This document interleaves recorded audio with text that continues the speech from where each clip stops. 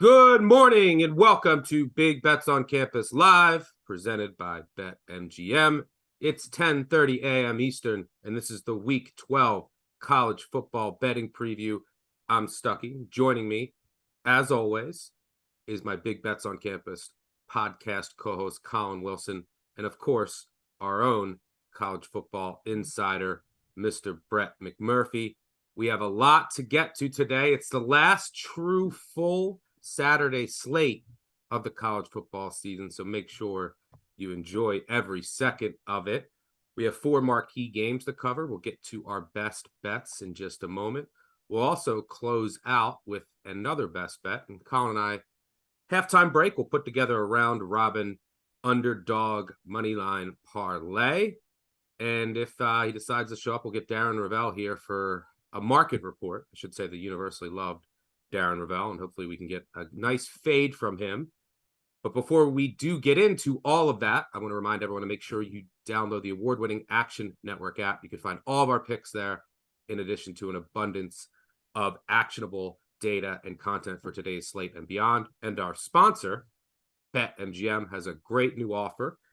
For new users, use the code ACTION when you sign up and get a risk-free wager up to $1,000. Again, that is the bonus code ACTION for a risk-free wager up to $1,000. All right, before we get to the best bets, Colin, are we going to get a crazy, I think 10 years ago, give or take a day or two, we had number 1 and number 2 go down on the same day. Did we get a crazy day of results here? Hey, this is 10 horn weekend, right? I mean, we're not actually having a 10 horn schedule in the SEC, but this is the weekend. Crazy things happen. Everyone's gearing up for bowl runs or rivalries. This is it. This is a great weekend to get underdogs in.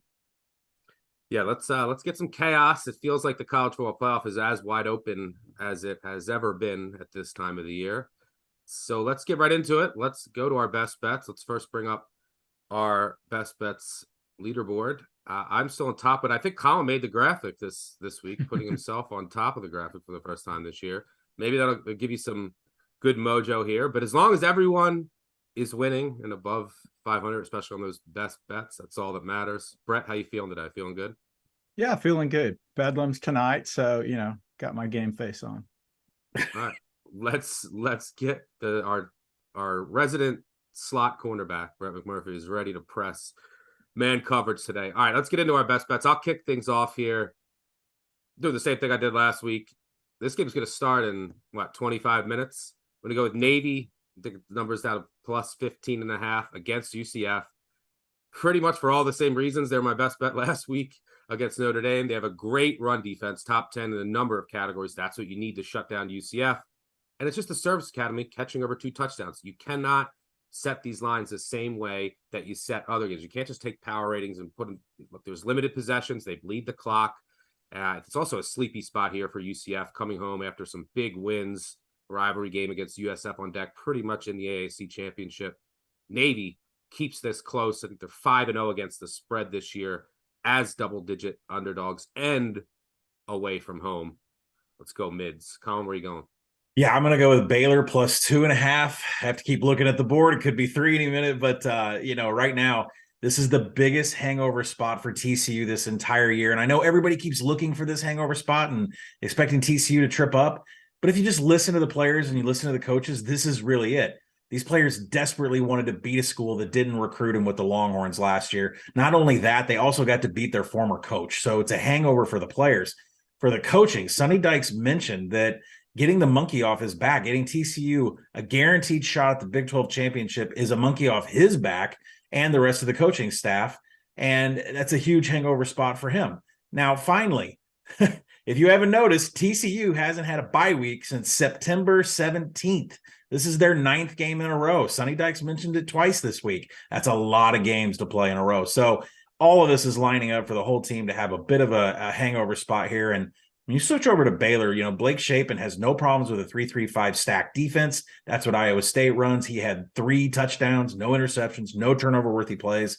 And this Baylor defense, if they can line up correctly, which I trust Dave Aranda will get them there, they don't give up a lot of explosiveness on the ground. And that's where TCU makes their money. They're not a fast offense. They're really good explosive on the ground, but that's what Baylor stops. So I'm going to go with Baylor plus 2.5 here. Yeah, that's not just the 9 games in a row. That's 9 big games in a row. It started with a road rivalry game at SMU, and then the Big 12 schedule. There's no breaks anymore in that schedule. It's like you got to get up every week. Historically, production does decline.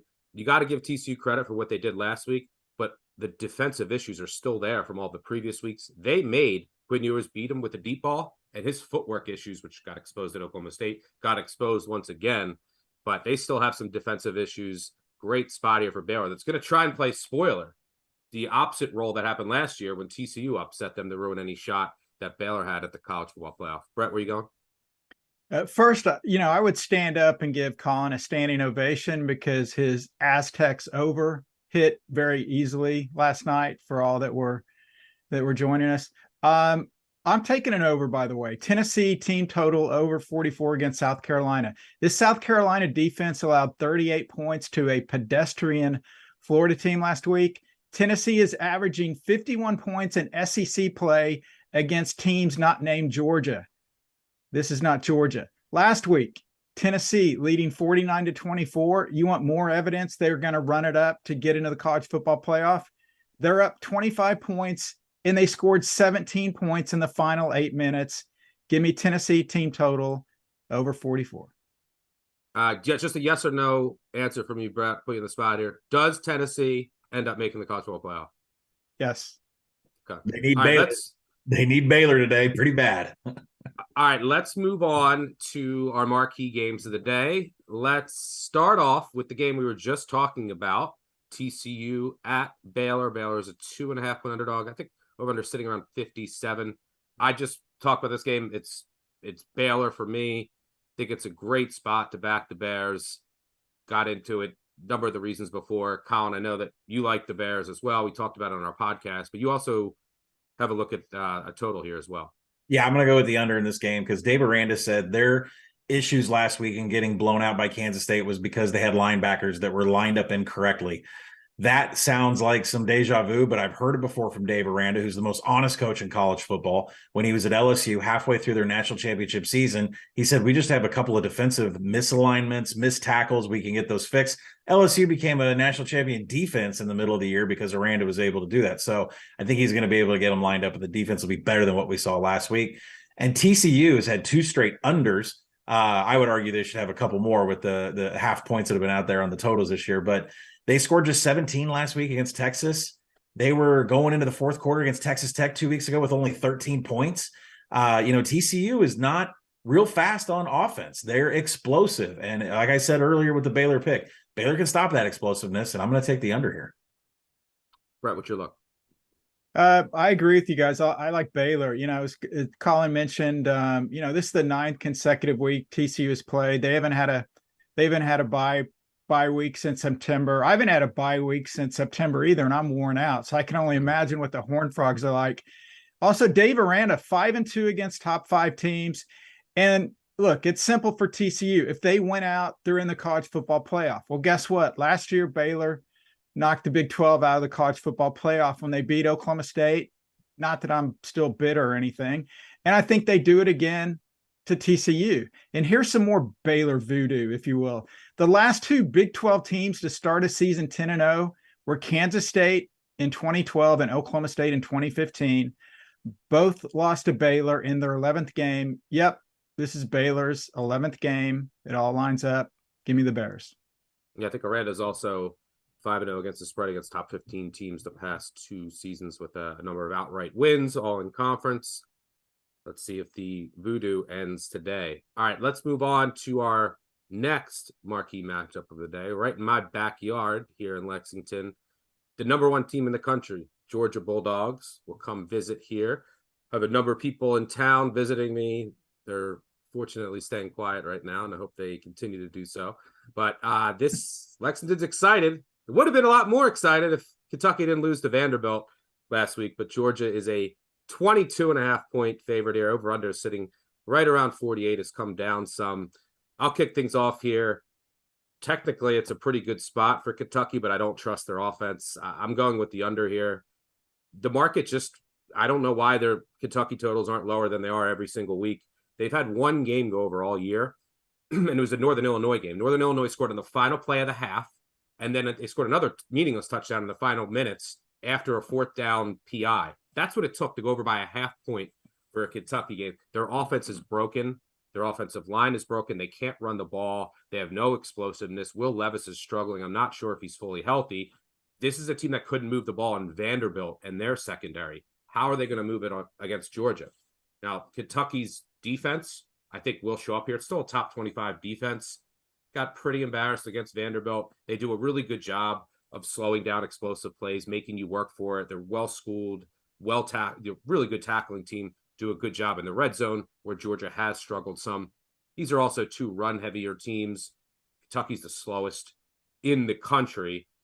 Whenever Stoops gets in a game like this, he just wants to grind it to a halt. It's a reason why his conference unders are 50 and 30. I like the under here. I'm just not sure how Kentucky's really going to score. Collin, what do you see?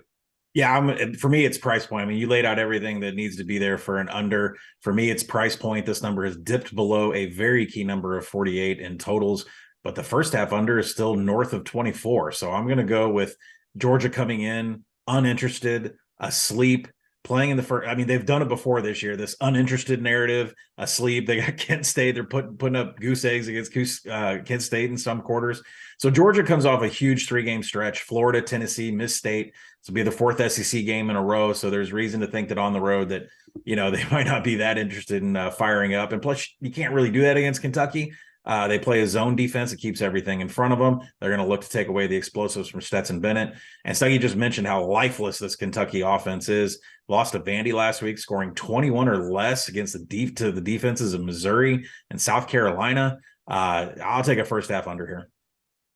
Yeah, Kentucky might get DeAndre Square back at linebacker as well, one of the best cover linebackers in the conference, which is important against those unbelievable Georgia tight ends. It's also a little cold here in Lexington. Kentucky just lost to Vandy. It's like 28 degrees out. I can see Georgia coming out pretty flat here. Brett, what do you see? Hey, Stuck, I'm just spitballing here, but I think if your guests are quiet, they're probably still unconscious. So you may want to go wake them up after the show. Hopefully Georgia's offense wakes up. Look, you saw the standings at the start of the show. I'm a few games back in the standings, so I have to zig when you guys zag. I'll keep this brief. Georgia 5-0 this year is a favorite of less than 4 touchdowns. The Bulldogs cover here, and maybe, hopefully, please, somehow keep Stetson Bennett's Heisman campaign alive. Give me the Bulldogs. All right, good stuff there. Let's take a little halftime break and build a round robin parlay.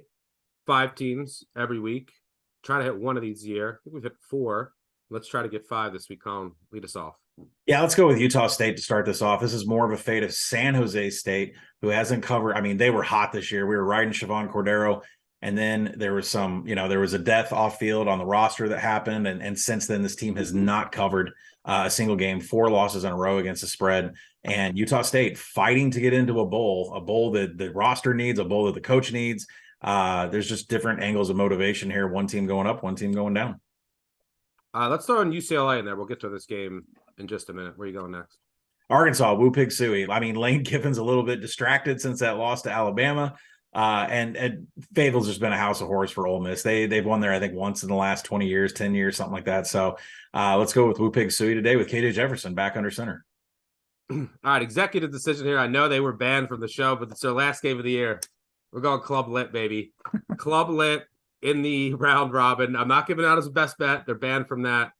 Let's throw them in the round robin. Charlotte gets it done today for all those seniors in their final game of the season. Bad spot for La Tech, who's going to start their backup quarterback. Finish this up. Yeah, I was going to put NC State in this slot, but I'm going to wrap it up with Vanderbilt. Let's go with a really big underdog. This is just a spot where Florida, they're bowl eligible now. Not sure how much Billy Napier cares about this game. Vanderbilt is not, but they have a chance. They're on 4 wins. They beat Kentucky last week. Vanderbilt is still playing extremely hard here. Let's take them on the money line. I said there's going to be some upsets this week. This is one of them I think that'll happen. All right, good stuff there on the round robin. Let's move on to our third marquee game of the day. We're going to finish up with 2 Pac-12 games. This one has not only Pac-12 title implications, but also potentially college football playoffs. Talking USC at UCLA. UCLA is a 1.5 to 2 point underdog here, over under 76.5. I just mentioned I like UCLA. in the round robin, underdog money line play. Obviously like them here at plus 2.5 as well. I just think we're getting some value on them after what happened last week. This USC defense is bad, especially against the run, and that's bad news against UCLA. Look, UCLA's defense is not much better. There's not going to be a lot of stops in this game, but I think UCLA will stay ahead of the chains a little more successfully than USC, who's not at full strength. We don't know if the receivers are 100%. They lost Travis Dye. And then there's some looming turnover regression for USC, who leads the nation in turnover margin. All it'll take is a bounce that goes the other way that USC is overdue for. The Bruins one possession, that's all it'll take in a game like this. Give me the Bruins and DTR. Collin, what do you got? Yeah, I'm going to take the under in this game. It is a large number, and I think 73, 69, those are more appropriate, but you laid out the reasons why USC might not be able to contribute everything on scoring with the injuries that they have, the depth concerns on this roster. And I know DTR wants to hang 60 here, but there's reason to believe that USC is not going to do their part to get over this total. The Trojans take themselves out of drives. They're 108th in penalties this year, and that's usually the offensive line, which completely puts them outside of down and distance. And UCLA is a top 20 pass rush. That means the only plays that are coming out of USC since they lost Travis Dye is going to be flushing Caleb Williams out of the pocket, outside the tackles, and trying to make explosive plays. So, I expect USC to have problems keeping up on their end from the scoring front, so I'll take an under. Yeah, on the other side, USC, one of their strengths on their defense is generating pressure, but that's where the legs of DTR come in. And USC hasn't really faced a true mobile quarterback this year like DTR. So his, mobility and ability to scramble, I think, is going to be huge here. Brett, are you in agreement? Yeah, I am. I like UCLA. This Friday is Chip Kelly's 59th birthday. So happy early birthday to Chip Kelly. And as an early birthday present for Chip, the Bruins are going to score 1 point for every year Chip has been alive and kill USC's playoff hopes in the process. Last year, they put up 62 on USC. Like Collin mentioned Monday, Dorian Thompson-Robinson said UCLA wants to break 60 points against the Trojans tonight. I think they'll do it. Look, UCLA is simply the better team. Somebody on this show was dumb enough to pick them to go to the college football playoff. I won't say their name, but their initials were Brett McMurphy. Even with that screw up, I'm still sticking with the Bruins, and they end USC's playoff hopes. For what it's worth, small sample size, but just more interesting more than anything else. Chip Kelly 9-0-1 against the spread as a small home conference dog between 1 and 3 points. And I think most importantly, we haven't mentioned this yet. If you dig deep into the Pac-12 bylaws, there's actually the cannibalization clause that states USC can't win this game because the conference can't have a college football playoff team, but should be a good one tonight with a lot on the line between two rivals, and it should be highly entertaining with lots of points, but hopefully not too many for Collin's sake. All right, let's move on to our final marquee game of the day. We're going to stay in the Pac-12. Utah at Oregon. Oregon is sitting around a 2-point home underdog, total sitting around 60. Oregon was a 3-point favorite. Line is now shifted because of the uncertainty surrounding the status of Oregon quarterback Bo Nix. Bo Nix season might be in full effect. We don't know. Came out this morning. It's a game time decision. For me, this is a pass just with the quarterback uncertainty. I do think that Oregon might be sneaky if you can get them 3 or more if Bo Nix is ruled out. These teams that have a backup for one game, everyone else seems to step up, and you just see it over and over again. Too much uncertainty here for me right now, and we're just not a key number yet.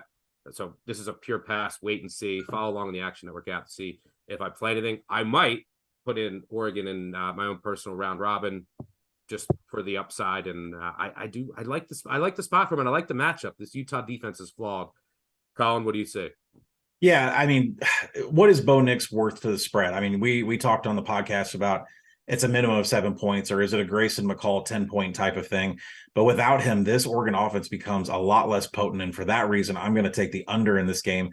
Nix has 14 rushing TDs on the season, and no other Oregon offensive player has 4, but more than 4. I mean, how big of a weapon has Bo Nix been with his legs?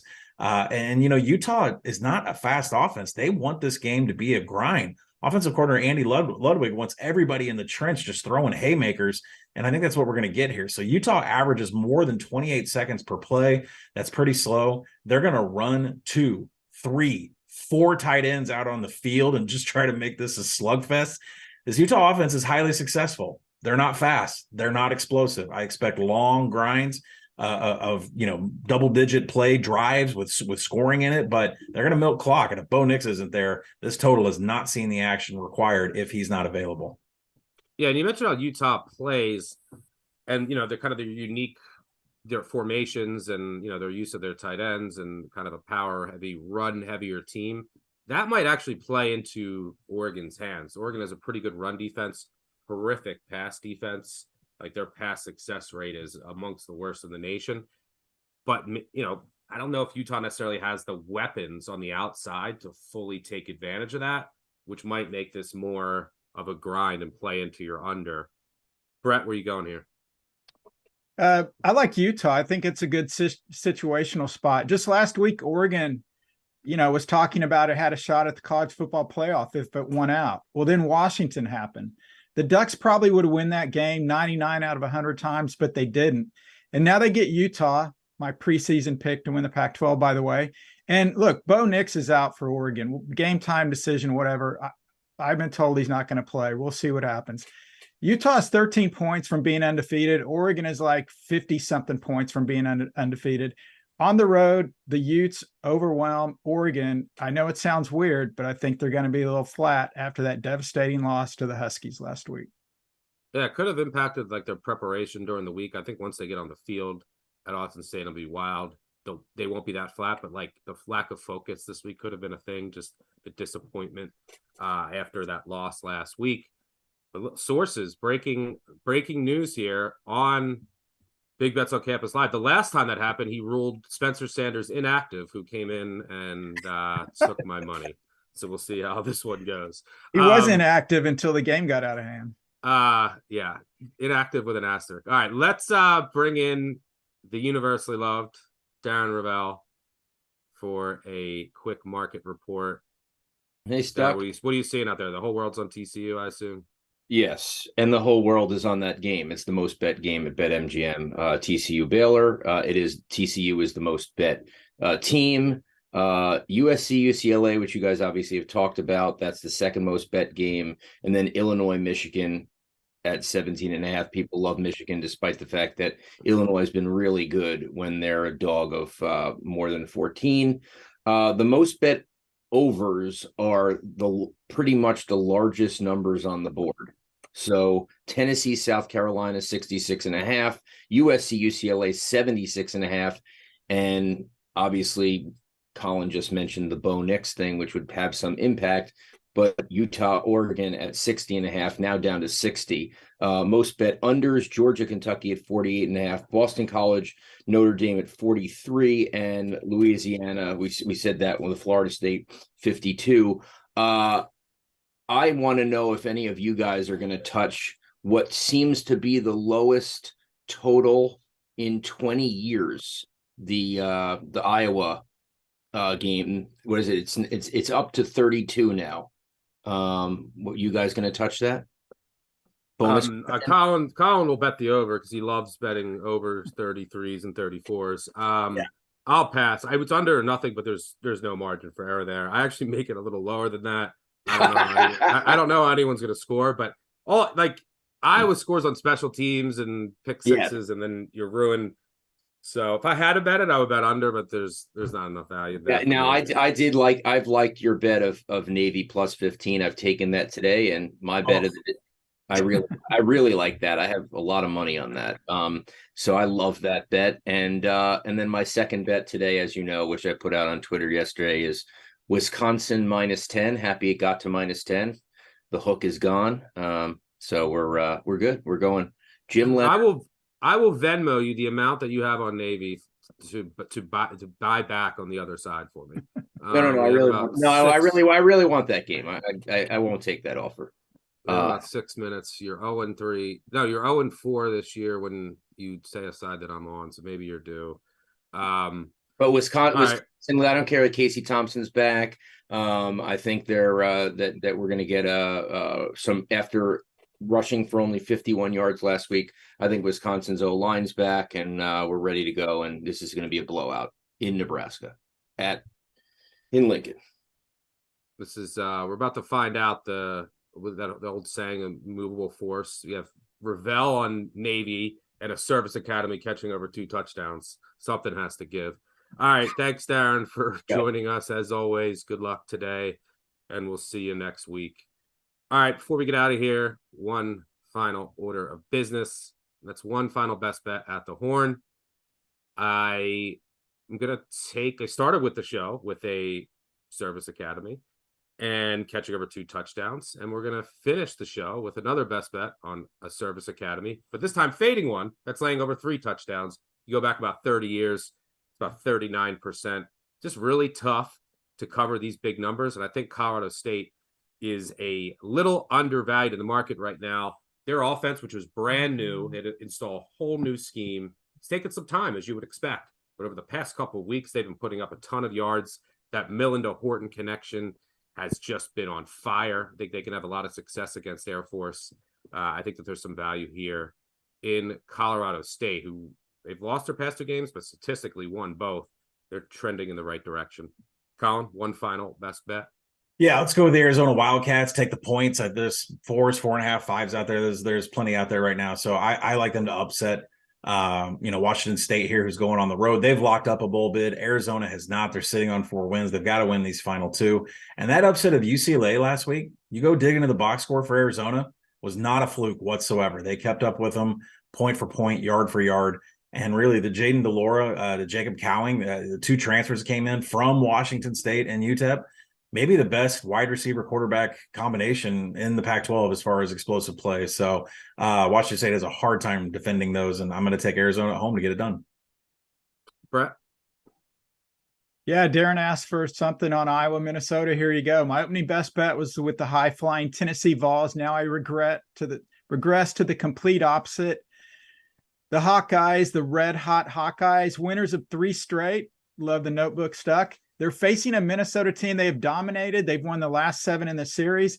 Minnesota looks like it'll be without quarterback Tanner Morgan. So you're giving me a backup quarterback against Iowa's defense. Give me the Hawkeyes plus 2.5 in the rare occasion where the game total and the temperature on field are both 32 or below. Good stuff there. By the way, Brett sent me this. I won this on trivia on the new BCS show on the Big Bets on Campus podcast by beating Colin. For what it's worth, there will be no episode this week, but we will get the college football preview for next week up by Tuesday night with Thanksgiving coming up. So make sure you stay tuned to that. 959 Bad Beat for the podcast voicemail, by the way. And we will have a recap episode on Monday morning. But thanks to all of you for tuning in. Thanks to our audio and video teams on the back end. Thanks, of course, to Colin, Brett, and Darren for joining me. And one final reminder to make sure that you download the award-winning Action Network app. And also another reminder, use the code ACTION when you sign up at BetMGM and get a risk-free wager up to $1,000. Terms and conditions do apply. That'll do it for us. It's the last true full Saturday slate of the college football regular season. Enjoy it. Good luck on all of your wagers. We'll see you same time next week, 10:30 a.m. Eastern. Cheers.